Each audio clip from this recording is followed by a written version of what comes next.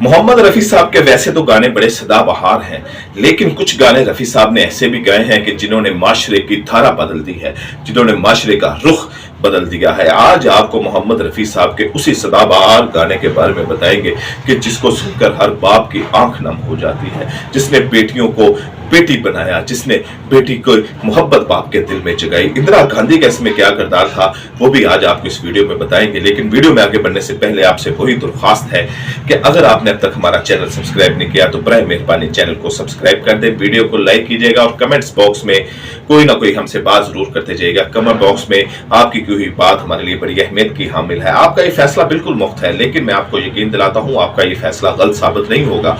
आपकी मालूमात में कोई ना कोई इजाफे का सबब बनेगा, आपको कोई ना कोई नई बात आप हमारे चैनल से जरूर सीखेंगे और इसके लिए आपका हमारे साथ तावन बड़ा जरूरी है। और तावन यही है कि चैनल को सब्सक्राइब कीजिएगा, वीडियो को लाइक कीजिएगा और कमेंट बॉक्स में अपनी बात जरूर करते जाइएगा। इंदिरा गांधी जब 1966 में वजीर आजम भारत बनी थी तो वो अपने वालिद की कदम पर चलते हुए भारत के नेशनलिज्म को प्रमोट करना चाहती थी और वो ये समझती थी कि अगर नेशनलिज्म को हमने प्रमोट करना है तो फिर खवातीन को जो हकूक है और जो खवातीन की नुमाइंदगी है और खास तौर पर ये जो बच्चियां कोई नई नस्ल आ रही है इनको मनवाना बड़ा जरूरी है, इनके साथ वालदेन का रिश्ता जोड़ना बड़ा जरूरी है, माशरे का रिश्ता बनना बड़ा जरूरी है। और आपको याद होगा कि नेहरू जी भी फिल्म इंडस्ट्री के जरिए अपने भारत को, अपने कल्चर को, अपने रवायात को प्रमोट करते थे और ये एक सकाफती जंग होती है और इसी तरह ही प्रमोट किया जाता है। इंदिरा गांधी जब बनी तो इन्होंने बाकायदा मीटिंग शुरू कर दी, लड़कियों के कॉलेज में, लड़कियों की यूनिवर्सिटियों में लड़कियों के साथ इन्होंने एक बाकायदा बड़े बड़े इज्तिमा शुरू कर दिए ताकि प्रमोट किया जाए, लेकिन वो मामला कुछ सेटल डाउन नहीं हो रहा था। फिर उन्होंने फिल्म इंडस्ट्री के साथ मुलाकातें की और कहा कि आप ऐसा काम करेंगे बाप बेटी का रिश्ता मजबूत हो सके, बाप बेटियों को पढ़ाएं, बाप बेटियों को बताएं कि तुम माशरे का हिस्सा हो, तुम माशरे के अहम किरदार अदा कर सकती हो, तुम माशरे में बेहतरी ला सकती हो और इसके लिए बाप और बेटे का रिश्ता होना बड़ा जरूर है। फिल्म इंडस्ट्री ने वहां पर भी कुछ बातें की तो ये मीटिंग अब इस बात पर होगी कि हम कोशिश करेंगे कि हम ऐसी फिल्में बनाएं कि जिसमें बेटियों की अहमियत को उजागर किया जाए।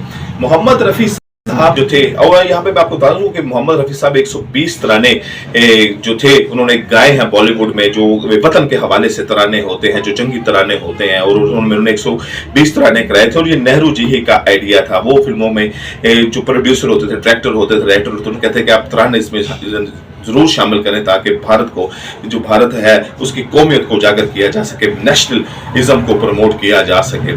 तो मोहम्मद रफी साहब ने एक गाना गाया है नील कमल में। आपने ये गाना अपनी जिंदगी में लाजमी सुना होगा, जरूर सुना होगा। और अगर आप किसी बेटी के बाप हैं और अगर आप अपनी समझते हैं तो आपकी आंखों में आंसू भी जरूर आए होंगे, आपकी आंखों में नमी भी जरूर आई होगी।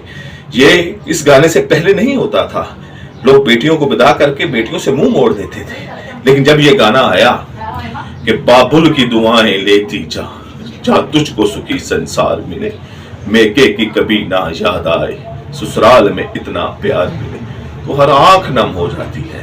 और इसमें जो आप सिसकियां सुनते हैं, आहें सुनते हैं, ये ड्रामाटाइजेशन नहीं है, ये एक्टिंग नहीं है, क्योंकि मोहम्मद रफी साहब एक्टर नहीं थे। ये हकीकत में मोहम्मद रफी साहब की सिसकियां है, ये हकीकत में मोहम्मद रफी साहब का रोना है।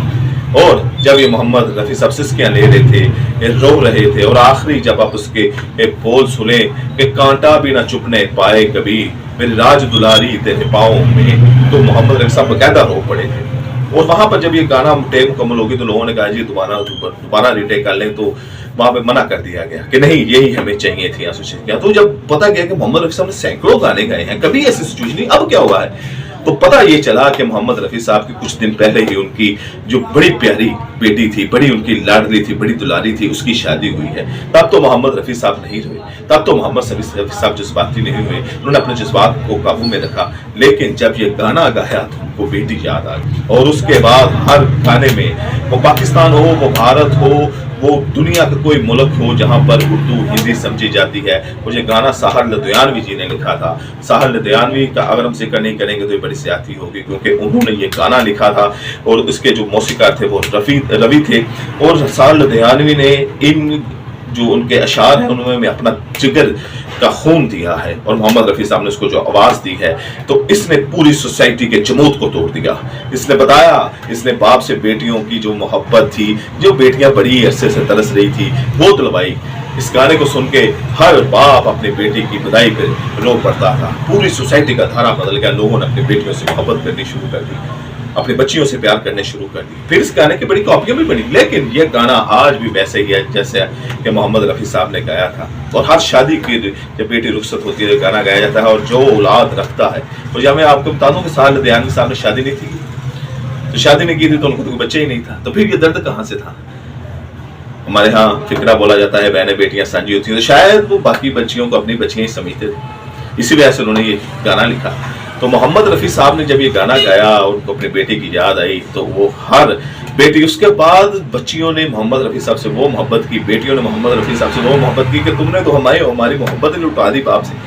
جو باپ ہمیں محبت نہیں کرتے تھے, گانے کو ہم نے بلکتے ہوئے روتے دیکھا ہے اپنے باپوں کو, ان کے باپ کے آنسو سارے کس چکا دیے ہیں. تو محمد رفیع صاحب سے انہوں نے بڑی محبت کی, ان کو بڑی دعائیں دیتی تھی کہ انہوں نے وہ باپ کی جو ایک گمشدہ محبت تھی وہ اپنے گانے کے ذریعے ہمیں لوٹا دی. آپ سے ملاقات ہوگی اگلی ویڈیو میں. چینل کو سبسکرائب کیجیے گا, ویڈیو کو لائک کیجیے گا, اور کمنٹ باکس میں ہم سے بات ضرور کرتے جائے گا, کوئی نہ کوئی اپنا کمنٹس کرتے جائے گا. آپ سے ملاقات ہوگی اگلی ویڈیو میں.